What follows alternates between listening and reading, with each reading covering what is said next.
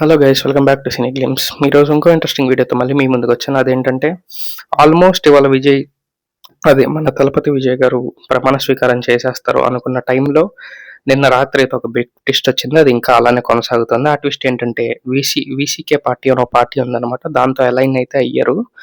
వాళ్ళు సపోర్ట్ కూడా ఇస్తామన్నారు ఇనిషియల్గా. అందుకనే ఆయన గవర్నర్ దగ్గరకు కూడా వెళ్ళి గవర్నమెంట్ ఫామ్ చేయడానికి పర్మిషన్ అడిగారు. కానీ లాస్ట్ మినిట్లో ఆ ఎమ్మెల్యే ఎవరో తిరగబడి అతను స్టాలిన్ దగ్గరికి వెళ్ళి దాని తర్వాత కనపడకుండా పోయి ఇలా చాలా హంగామా అయితే జరిగింది. సో వాళ్ళైతే కొన్ని కండిషన్స్ పెట్టారు విజయ్ గారికి. ఆ కండిషన్స్ ఏంటంటే డిప్యూటీ సీఎం పదవి ఇవ్వాలి. ఆ విజయ్ గారు ఇప్పుడు 2 చోట్ల పోటీ చేశారు కదా! ఒక చోట్ల రిజైన్ చేస్తారు. ఆ రిజైన్ చేసిన దాంట్లో వీళ్ళ క్యాండిడేట్‌నే పెట్టాలి.